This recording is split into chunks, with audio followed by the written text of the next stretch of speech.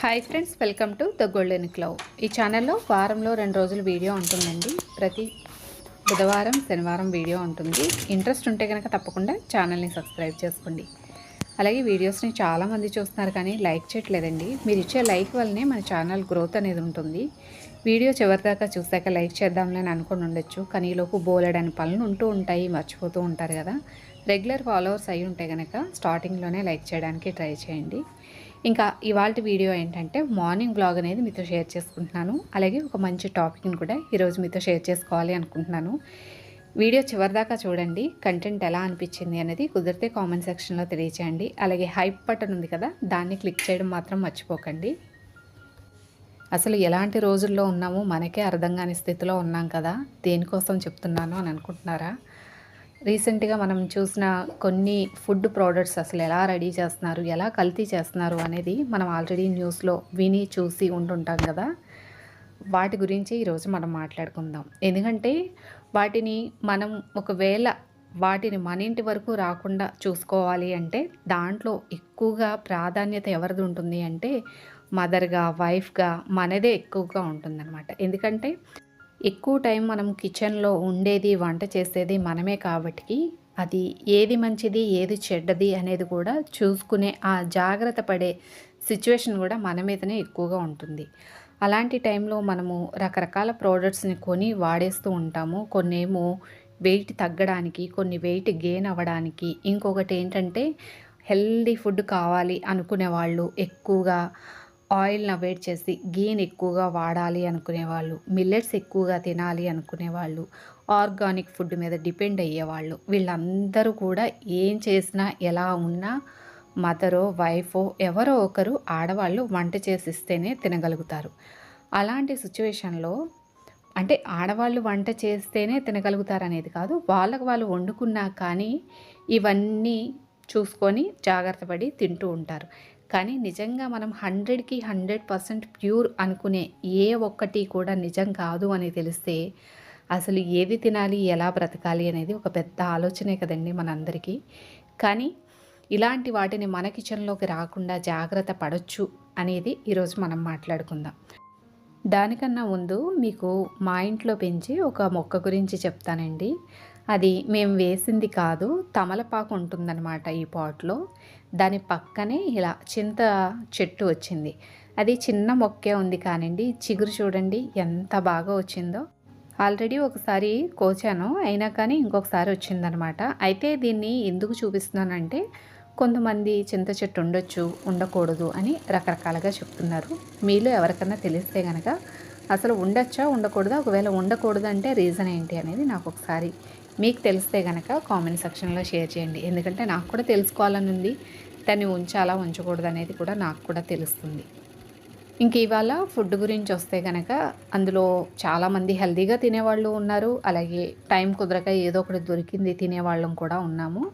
ఇవాళ వాళ్ళ గురించి మాట్లాడుకుందాము, అలాగే మనం తీసుకునే జాగ్రత్తల గురించి కూడా మాట్లాడుకుందాము. మనం రోజు లేచిన వెంటనే మార్నింగ్ మనకి ఏంటి బ్రేక్ఫాస్ట్. ఈ బ్రేక్ఫాస్ట్ కోసం మనం ఏం చేస్తున్నాము, ఇదివరకు అనుకోండి ఇళ్లల్లో పిండి రుబ్బి రోడ్ల మీద వాటి దగ్గర ప్యాకెట్లలో అమ్ముతూ ఉండేవారు. ఆ పిండి కూడా ఎలా ఉండేదంటే కాస్త నీళ్ళలానే ఉంటుంది, కానీ ఎక్కువ రోజులు నిలవైతే ఉండదు. మీరు ఈ పూట వేసుకోవాలనుకుంటే సాయంత్రం కొని వేసుకోవాలి, లేదా నెక్స్ట్ మార్నింగ్ వేసుకోవాలనుకుంటే ఈవినింగ్ కొని వేసుకోవాలి, ఇంకంతే.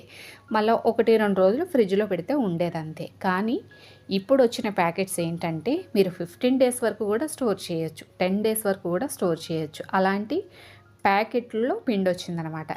దీన్ని ఎంతమంది వాడుతున్నారంటే అండి, నిజంగా చెప్పాలంటే వేరే ఆప్షన్ లేదు ఇంకా. ఎందుకంటే వాళ్ళ బిజీ లైఫ్లో అంత రుబ్బుకొని పెట్టుకునే ఆప్షన్ లేదు అని అనుకొని ఇంకా ఇలాంటి కొనుక్కొని ఈజీగా కుక్ చేసుకొని తినేట్టుగా చూసుకుంటున్నారు.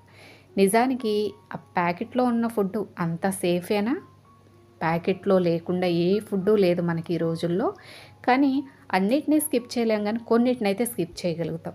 దోస పిండి, ఇడ్లీ పిండి వీక్లీ వన్స్ చక్కగా రుబ్బుకున్నాము అంటే మనం వారం అంతా కూడా దాన్ని వాడుకోవచ్చు. మనం స్టోర్ చేసుకునే విధానాన్ని బట్టి గాలి తగలకుండా గట్టిగా మూత పెట్టి పెట్టినట్టయితే మనకి 3 to 4-5 డేస్ వరకు కూడా పిండి పులుపు ఎక్కువగా అవ్వకుండా వాడుకోవచ్చు.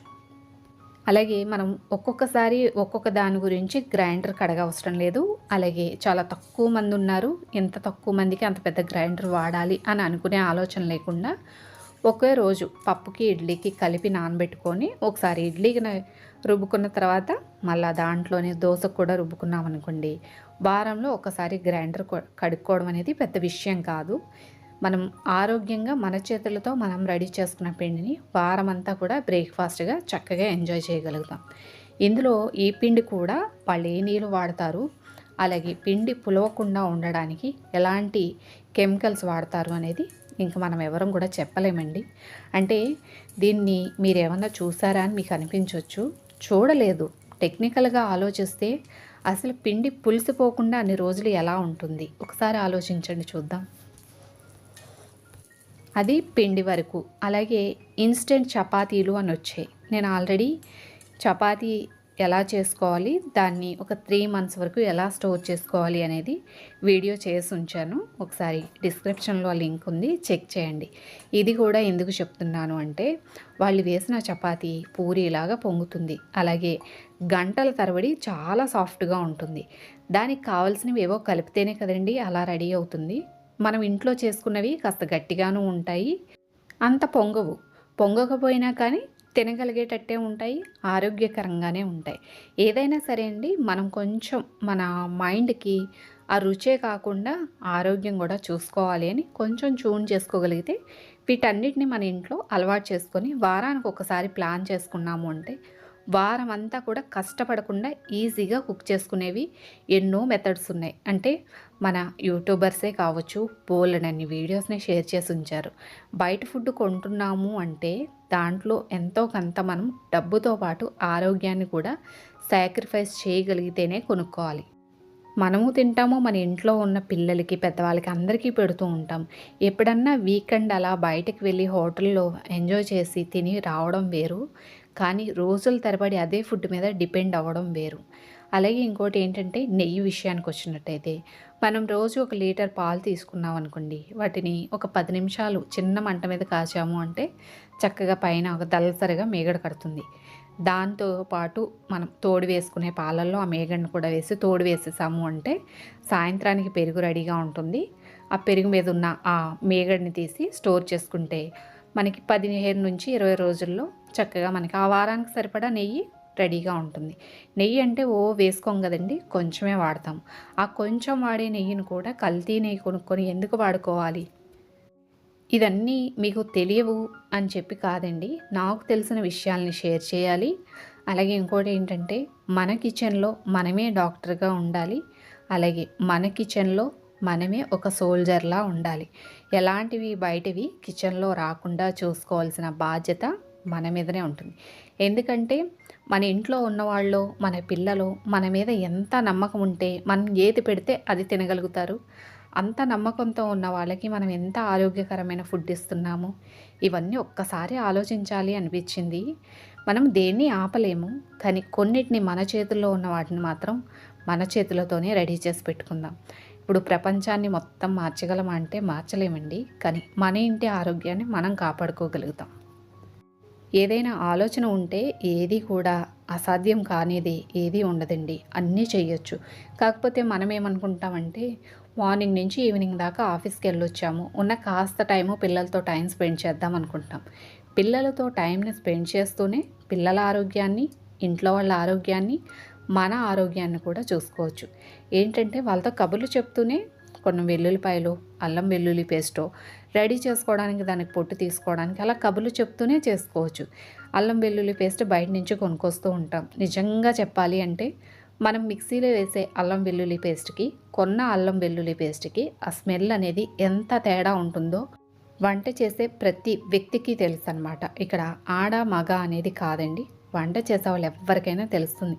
అయినా కానీ వేరే ఆప్షన్ లేక ప్యాకెట్లు కొనుక్కొచ్చుకొని దాన్నే వాడేస్తూ ఉంటాం. వారంలో ఒక్కసారి అల్లం వెల్లుల్లి పేస్ట్ చేసి పెట్టుకున్నాము అంటే వారం అంతా కూడా హ్యాపీగా వాడుకోవచ్చు. అలాగే ఇప్పుడు మనం బయట నుంచి తెచ్చుకునే ఏ వస్తువైనా సరే మనం కొంచెం ఆలోచిస్తే దాన్ని మనం ఇంట్లోనే ప్రిపేర్ చేసుకొని మన అనుకున్న వాళ్ళకి ఆరోగ్యమైన ఫుడ్ని పెట్టగలుగుతాము అని నేను అనుకుంటున్నాను. ఇది మీకు ఎంతవరకు కరెక్ట్ అనిపిస్తుంది అనేది కుదిరితే కామెంట్ సెక్షన్లో తెలియచేయండి. ఇంకా మసాలాలు ఏంటంటే నాకు కొన్ని అయితే మరీ విచిత్రం అనిపిస్తుంది. ఎందుకంటే ధనియాల పొడి, జీలకర్ర పొడి, మెంతు పొడి ఇవి బయట నుంచి కొనుక్కొచ్చుకుంటే అసలు అంత అరోమానే ఉండదు. ఆ పౌడర్లు మన ఇంట్లో చేసుకున్న పౌడర్లతో కంపేర్ చేస్తే జీరో. అలాంటి వాటిని కూడా బయట నుంచి కొనుక్కొచ్చుకొని పాడేస్తూ ఉంటారు. అసలు అది ధనియాల పొడేనా నిజంగానే ఆలోచన ఎవ్వరికీ ఉండదు. ఆ పేపర్ మీద ఏదో వేశారనుకోండి, ఇంక అదే నిజం అనుకొని నమ్ముతూ ఉంటారు.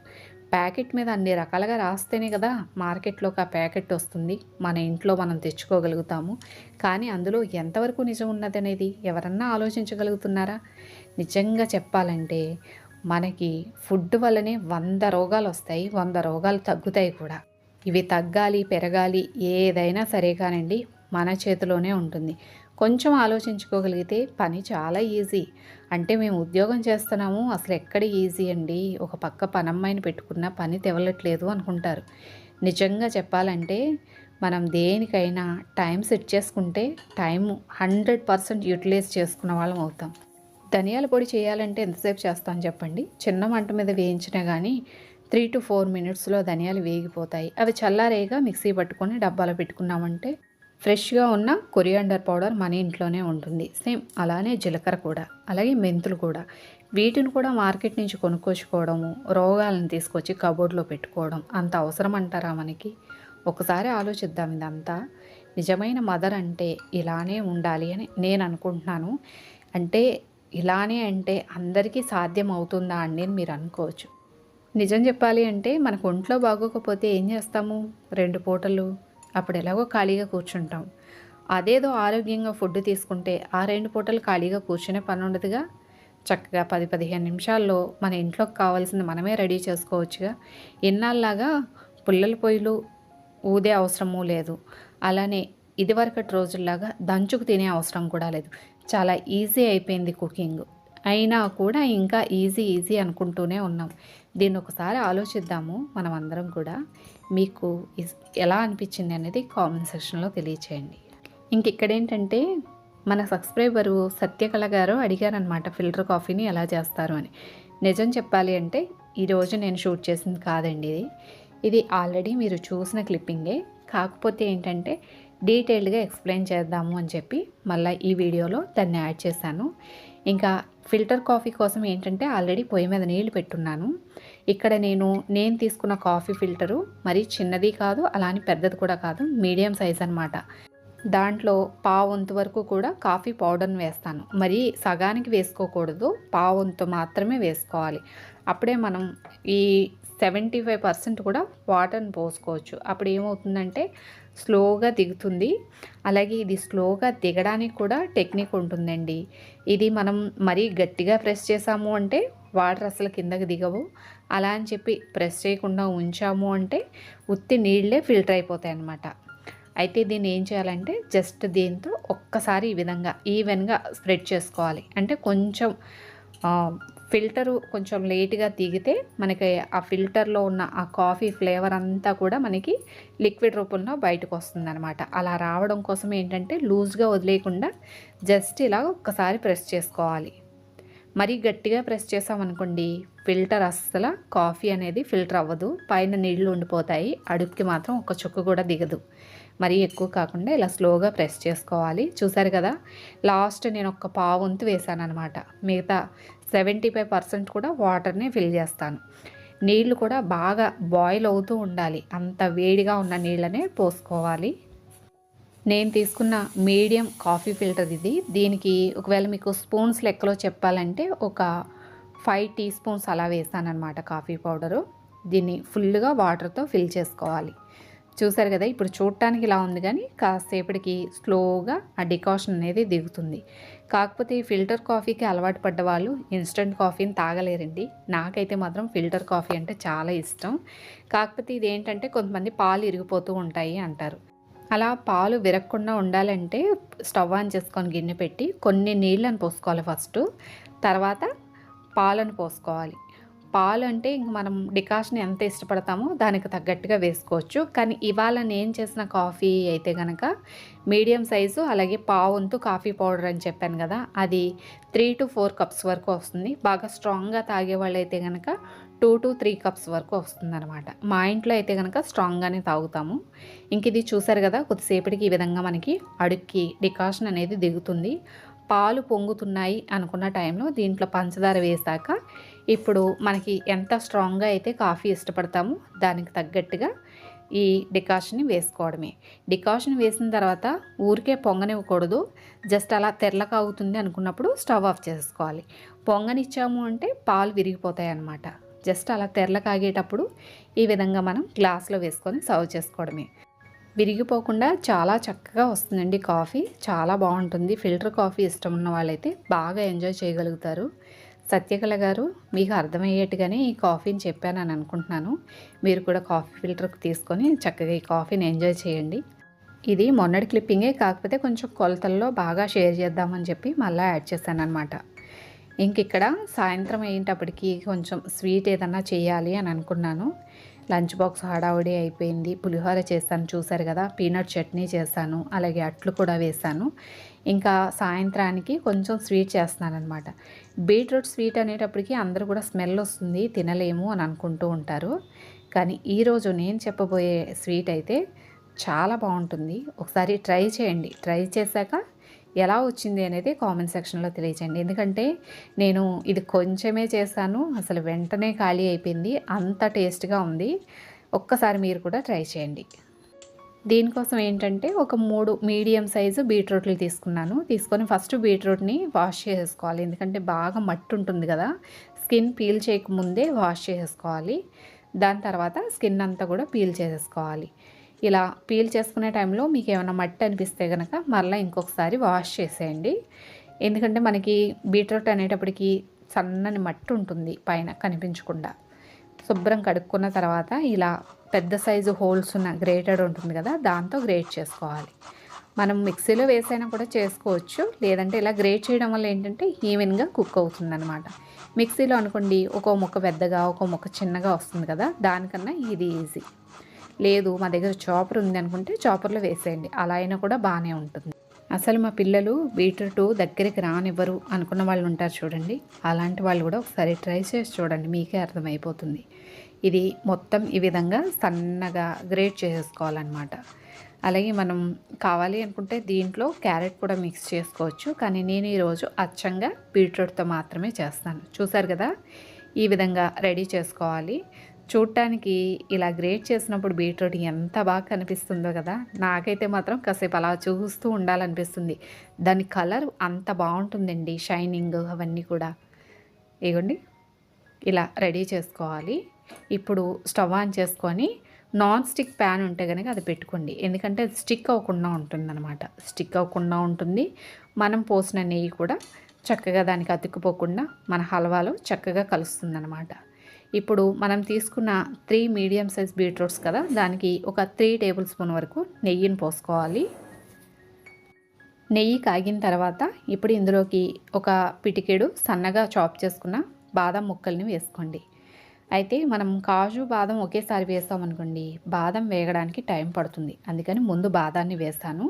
అది వేగింది అనుకున్నాక ఇప్పుడు జీడిపప్పు పలుకులను కూడా వేసుకోవచ్చు.